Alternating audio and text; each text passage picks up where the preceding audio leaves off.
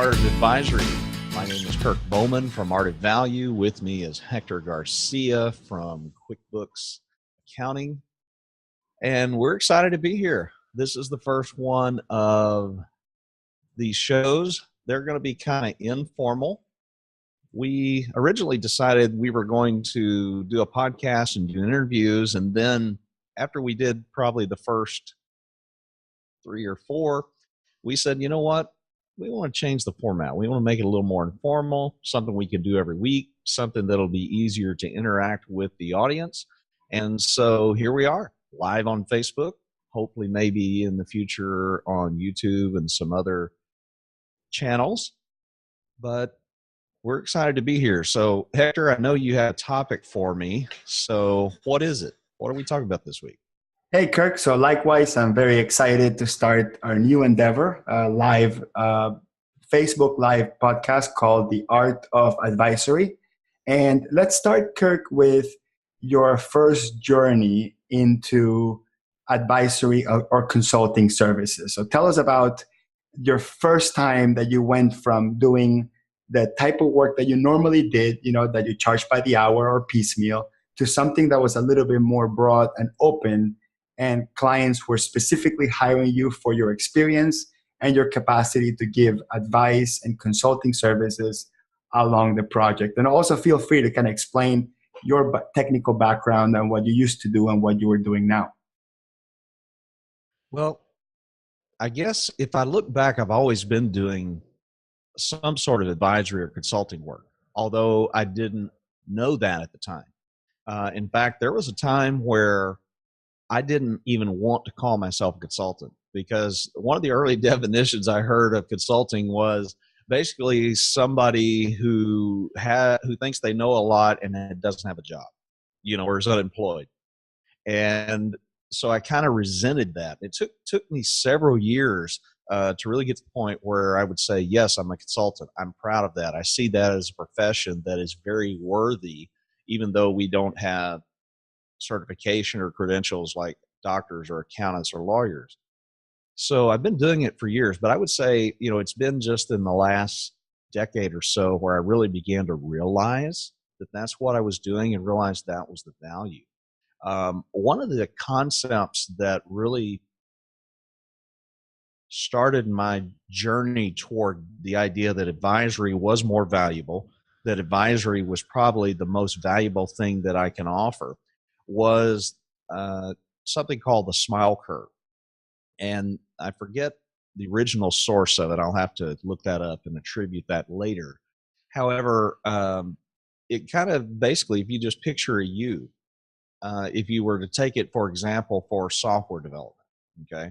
In software development, at the beginning of the process, we got to figure out what the customer wants, do some needs assessment.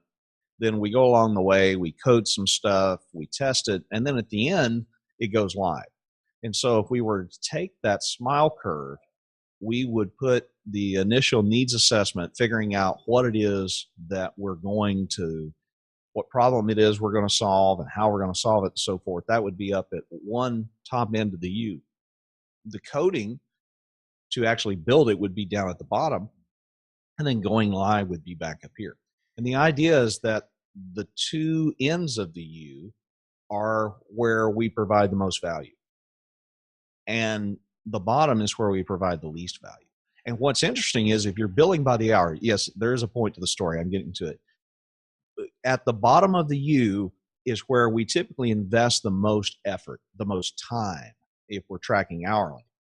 But the things that we do at the top of the U, both sides, are most valuable, and they're typically the things that require the least effort. So that's a mindset shift, and that smile curve really helped me to do that. So we can dive more into my background if you'd like to, but that's just kind of a quick summary. I used to think of the word consulting as essentially a dirty word, and this idea of the smile curve is what really helped me to turn that around.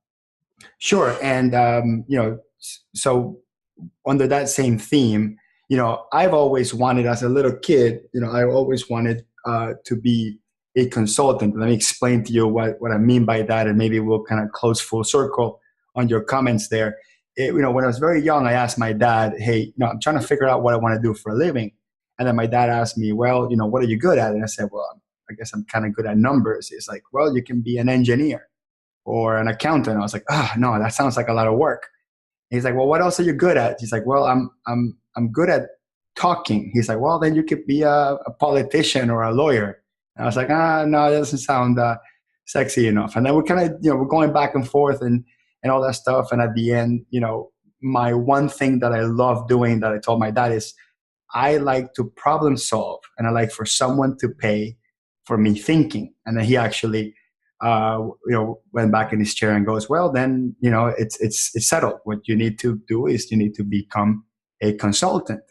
And then I say, well, how do I do that? I'm like, I'm going online, in universities and seeing a consulting degree or something like that. And he goes, look, unfortunately, you cannot study to be a consultant.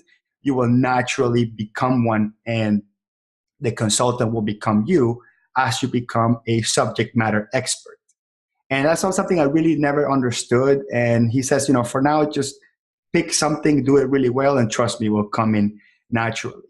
Now, my first experience in consulting was, I would say, about 6 or 7 years ago. I was hired to do some accounting, put some books together, and then at the end of the engagement, I presented a profit and loss and a balance sheet, a financial statement to my client. And then my client asked me a question that I didn't think they were going to ask me, which is, how come I'm not making enough money? I thought my job was just to be a historian. Accountants, that's what we are. We're historians. We tell you the financial history and tell you what the result is so you can pay your taxes or whatever. But I never thought I would be asked the question and put on the spot, somebody saying, how come I didn't make enough money? And then I'm going through and looking at it and saying, well, it's a pretty simple formula. You either didn't sell enough or your costs were too high. And he said, well, the client right off the bat didn't think I should sell more. They thought, well, let's look into costs. And they're saying, hey, you're an accountant. You should be good at finding costs. And we're going through all these costs. And at the end, it was like very difficult to cut costs. Like he wanted to say, well, what if we print less? What if we print in the back of previously printed paper, and we're going to save some paper and save some ink? And at the end of the day, we're looking at peanuts. Like literally, we're saving hundreds of dollars on what they're looking at. And something occurred to me, and it goes, well, let's assume that you can't sell more. But what if you were to sell the same, but a little bit of higher price? All you have to do is make a small shift, which is, make your services a little bit better so people pay a little bit more. You don't have to sell more, the same amount of clients, just get a little bit more from your customer. And the customer rolled back and looked at me like if I was, presenting some sort of like out of world, alien idea. And he was like, that was the most, what does he say? That is the most significant thing any consultant has ever told me ever. And I really didn't realize I was doing consulting work. And by the way, I was charging $75 an hour back then. And I think I must have, maybe spent 2 hours there and charge $150. And when I was driving home, I said, if this person actually somehow takes their $1 million in sales and increases it to 10%, $1.1 million in sales without cutting costs, these people are going to make an extra $100,000 a year, and they paid me $150 to give that piece of valuable advice that they told me was the most valuable advice they got. So that got me to thinking to say, hey, wait a second. I understand that I'm an accountant. I understand that my knowledge on business and stuff may be limited, but I also need to understand that one particular piece of advice, some external insight that I can bring from my experience, can have such a humongous, huge impact on the client's bottom line. Why not call myself a consultant and charge like one? And not only that, be out there looking for value to discover and then trying to grab a piece of it as part of it. And I found that to be the most amazing business model. So in the past 6 years till now, what I've been trying to do is trying to somehow add value in the process, but trying to be careful with giving away those incredible pieces of nuggets that only should be given in an advisory consulting engagement where the client is not only paying for that advice, but because they're vested into and they're investing into it, they'll be listening to it and acting upon it. So that's kind of like my my story to the same question. Well, and we're really talking about mindset, really, is what you described. It's what I described. It has to do with how do you view yourself, not how do you view your customer, although that will come second. How do you view, the engagement? But it's really introspective. I talked about consulting being a dirty word, and I had to be challenged in that. You were also challenged, right? Maybe from a little bit different perspective. I was thinking about what's the definition of a consultant. You were thinking about, okay, what is the most valuable thing I provide, right? And realize maybe I'm giving away the most valuable. That all relates to the mindset of a consultant. This sounds a little cliche or maybe flippant to say it, but I really believe, how do you become a consultant? You start acting like one. It's really the first step, because it is that mindset. One of the things that you and I know, and you kind of introduced it, is this idea of billing by the hour. That essentially is a trap that actually becomes an obstacle to thinking like a consultant. Now, there are some people who do it, but it really is going to be something that's going to become a hurdle. And although we're not talking about business model, I just want to point out that they are linked. If you feel like you sell time, then you need to realize you're already focusing on the wrong thing, because that's not what customers buy. And that's certainly not what consultants sell. So there's two things that are out of alignment at that point. And the other piece to allude to that is, and the challenge of charging by the hour, is that essentially when you're a consultant or you're an advisor, what you're charging for is for you to take your 5, 10, 20 years worth of experience, specifically experiences on making mistakes. That is the area in which a consultant really galvanizes and builds strength, which is observing problems and mistakes. Because the mistakes, which are usually the most costly of all the activities within an organization, are the ones that if you don't repeat them, you potentially save the company a lot of money. So you are coming into a new business, let's say a construction company, and you've had 7 different construction clients in which you were applying for bonding or insurance. And in those 7 previous clients, you made 2 mistakes on the way you were presenting your financial statements for the bonding to or for the insurance to underwrite you quickly or give you that policy quickly. On this now 7th, 8th client, in which you don't make the same mistake, you can essentially expedite the process and get this new client a much faster approval process, which in the construction business, time is money. So the faster you get your insurance, the faster you can get your bids approved, the faster you can get to construct, the faster you can get your CO, and the faster you can get paid from your client and get your retainers and all retainage all the way at the end.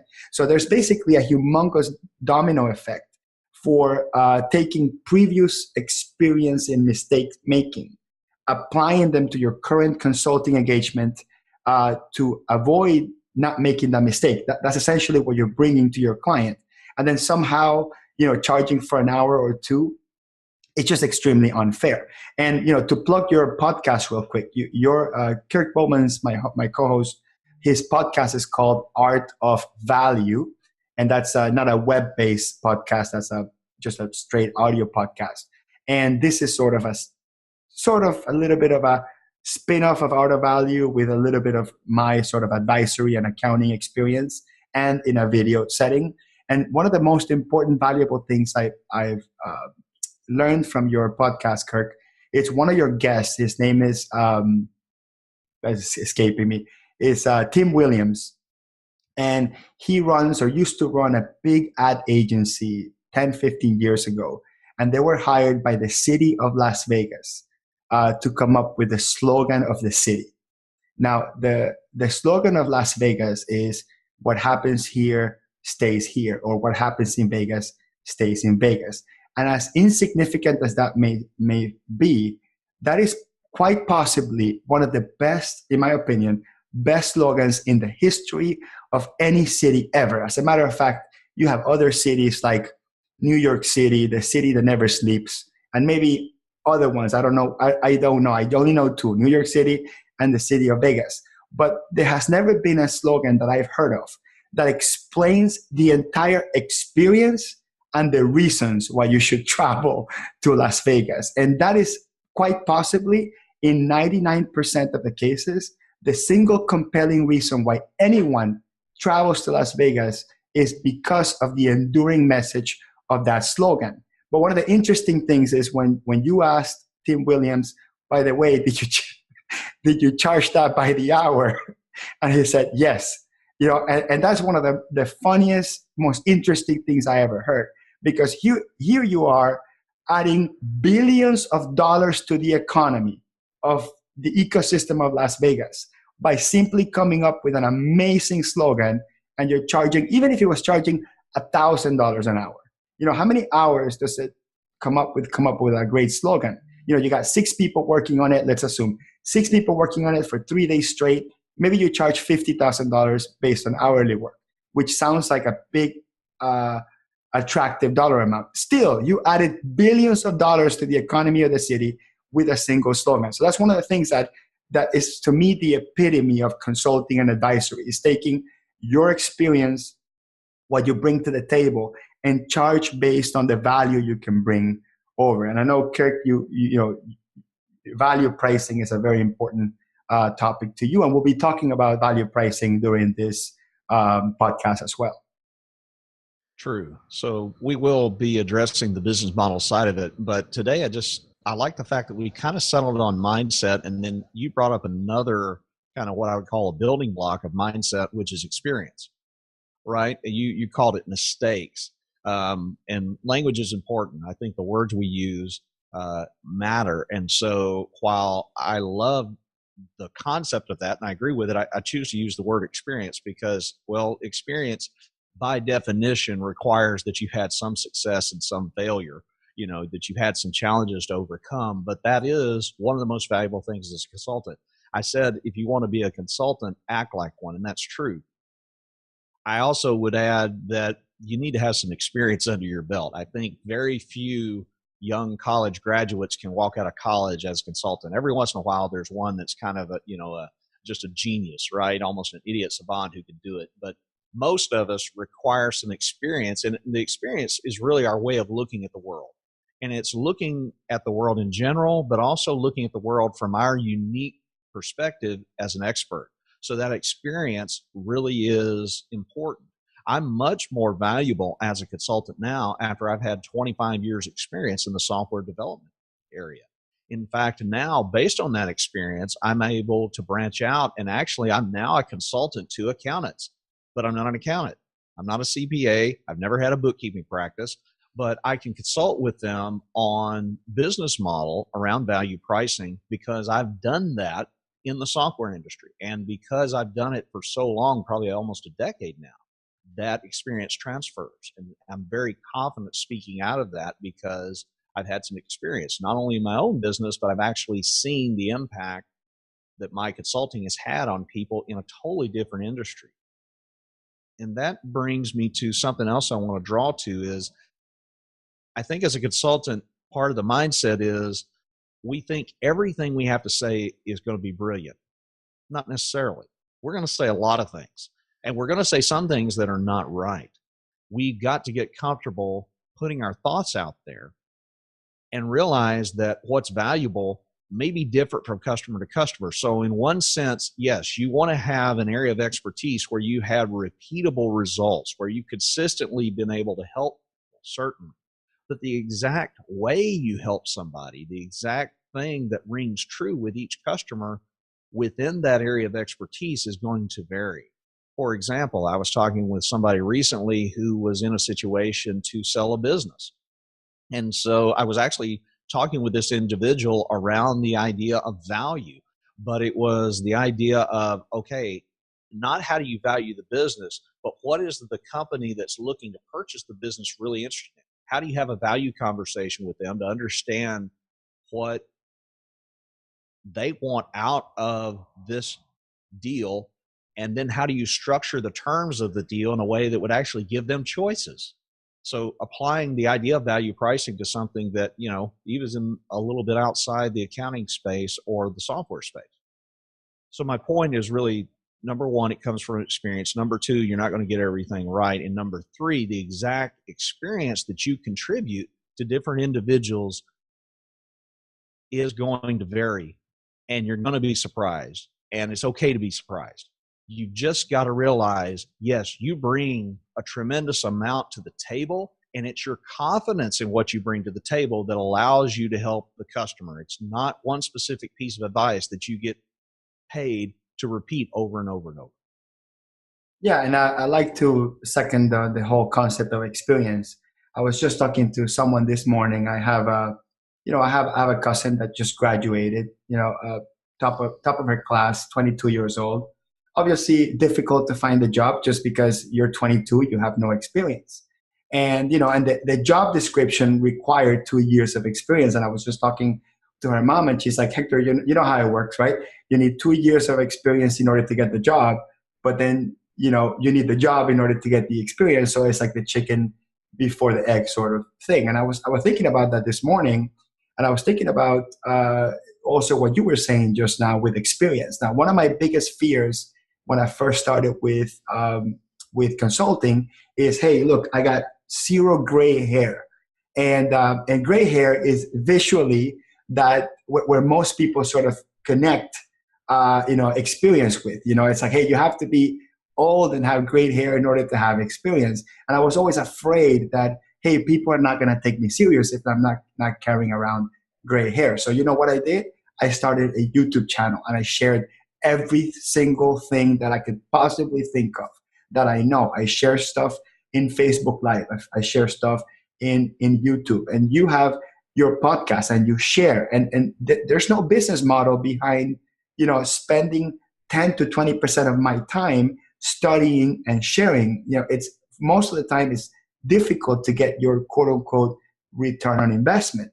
But then when it gets to proposal time, and then people are considering me, luckily, with other consultants, and then they're asking, hey, what's your experience, or can you prove your experience? I can say, look, you can watch 2,000 hours worth of videos I put in YouTube, and judge it for yourself.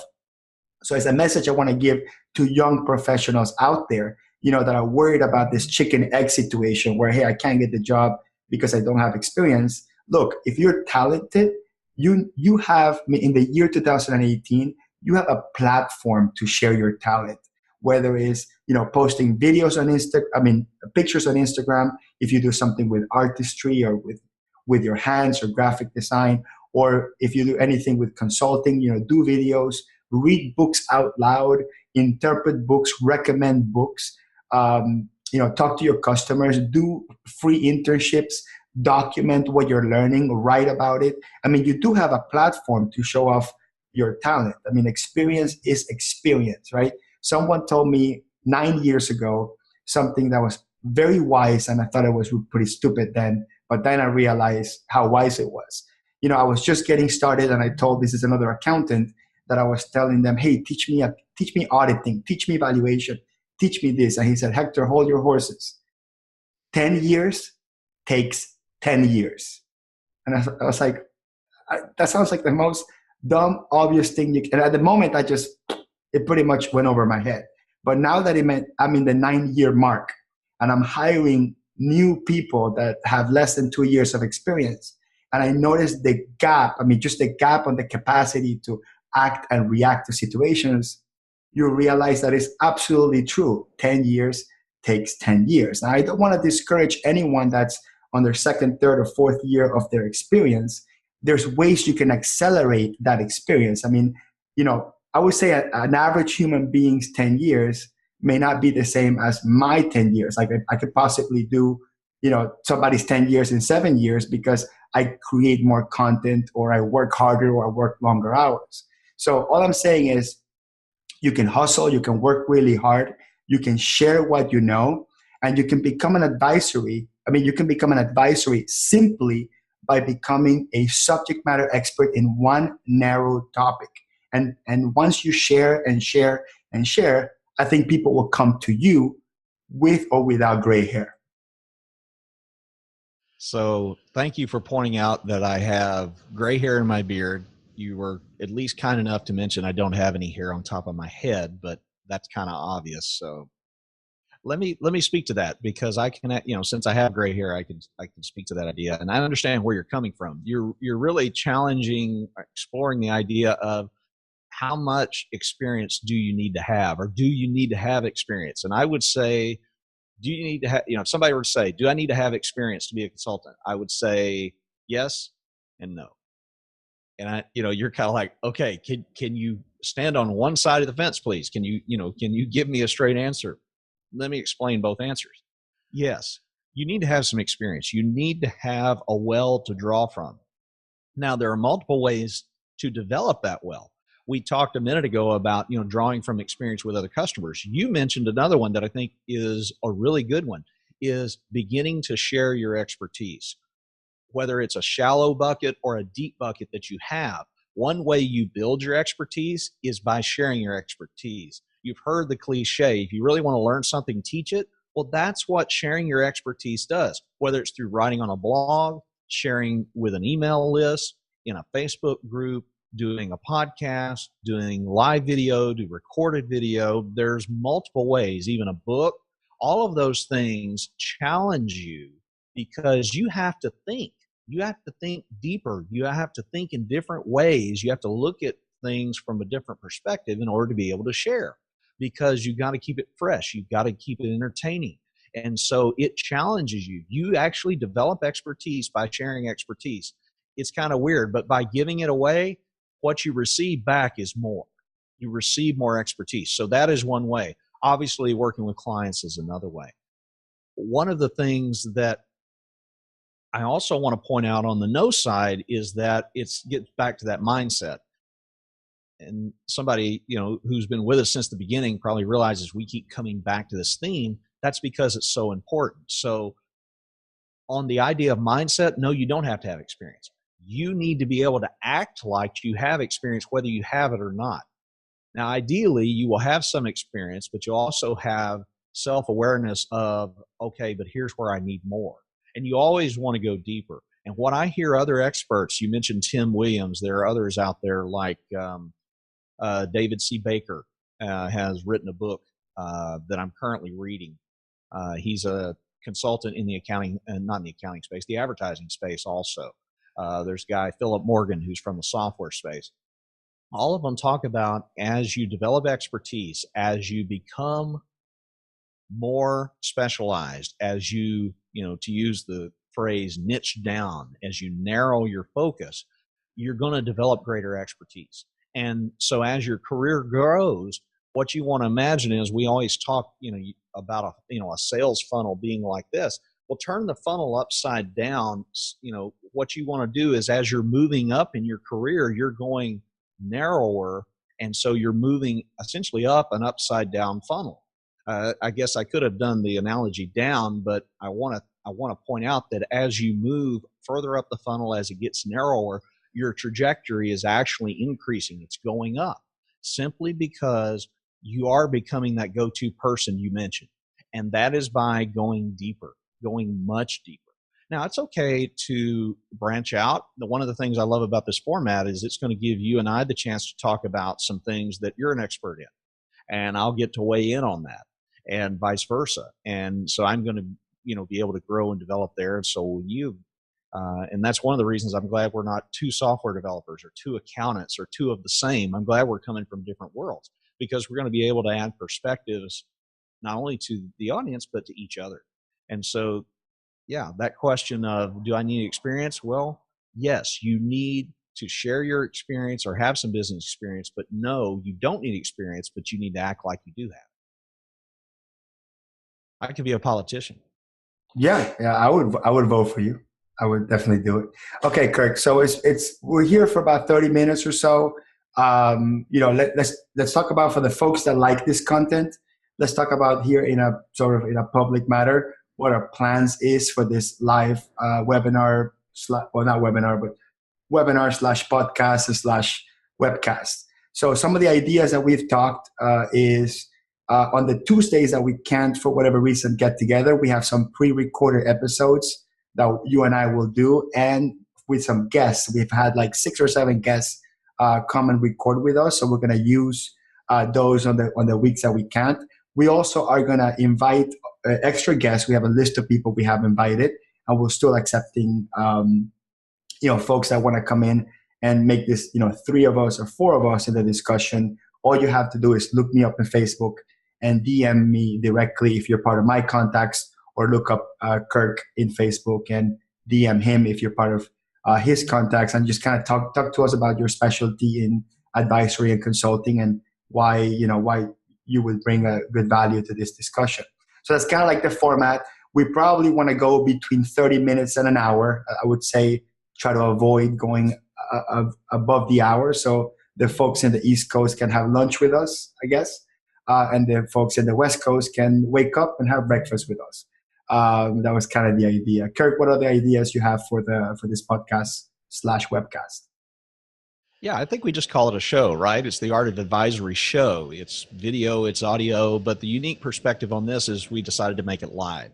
Number one, because we're lazy and we don't want to edit, but also just because it gives us a fixed time slot. So yes, every Tuesday at noon Eastern is when we'll be broadcasting. We do want to interact. One of the reasons we chose Facebook Live is because of the ability to comment, the ability for us to read your comments and to have live interaction. So join us, plan on it, whether it's just a break or a meal, and we'd love to have you. Not only are we looking for people who might want to join us for, having a 3-way conversational topic, but we'd also love for you to suggest people you'd like for us to have on the show. We'd love for you to suggest topics you'd like for us to cover. And obviously, we want to invite you to be part of the show each week by joining in the comments. We are excited about doing this. And so we originally, as you mentioned, thought about doing a podcast. And while the podcasts were good, I think this format, primarily because you're a video guy, I think works. And so you're going to drag me, kicking and screaming into the video world. I appreciate that.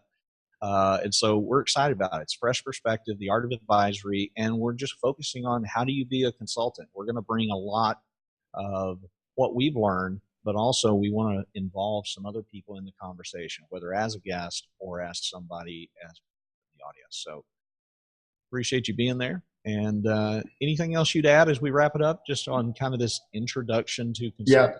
Yeah. So the target audience or the folks that we would love to add value to are either accounting professionals, colleagues of mine, or IT database software professionals, colleagues of Kirk, that are looking or making that transition into the traditional compliance work, the traditional sort of like churn and burn type of work, to higher level advisory, value added consulting. And the folks that are thinking about going in that journey or going through that journey, or already experts on making that transition, all of these folks would be folks that we would love to hear from, interact with, invite over to the show, and add value to. Some of the topics, I just want to throw a few topics out there. So if you're watching this, you have an idea. We want to talk about specialization, like niche, why going narrow? And we'll talk about specific examples, and we'll bring guests that go narrow and go hyper specialized, and how that is the opposite of what you may think, which is, it's lowering your client base, but it's actually increasing your client base because you have more visibility in a narrow space. So that will be a topic that will hit hard really, really often. The other topic that will be very common would be pricing these services, not specifically value pricing, because a lot of accountants are kind of tired of hearing the same concept of value pricing. We're talking about generally pricing services that add value. How do we connect the value that we're adding with what we're charging, for 2 reasons. One, so we'll be encouraged to keep doing it. And 2, so the client has skin in the game when asking for advisory services that adds to their bottom line at the end. So those 2 themes will be very commonly talked about. Kirk and I, as we get better and better at understanding artificial intelligence, software automation, and the impact that the cloud has in all small business owners and consultants, we'll be talking about that.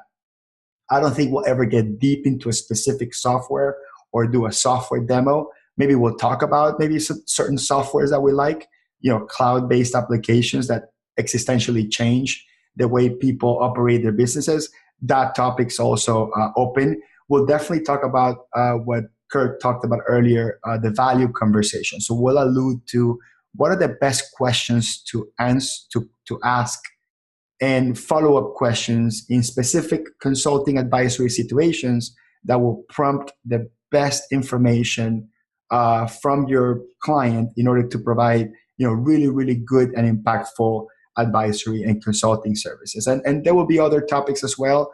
We'll talk about also promoting yourself, being a thought leader in this space, using podcasts and webinars to effectively market your services and share. So I think Kirk and I kind of, in 30 to 40 minutes, we made a really, really quick summary of everything we want to do. And we're excited to go deeper and deeper into this. And Kirk, if you don't have anything else to say, I will see you next Tuesday. All right, Hector, as a couple of our friends say, I'll see you in 168 hours. Bye.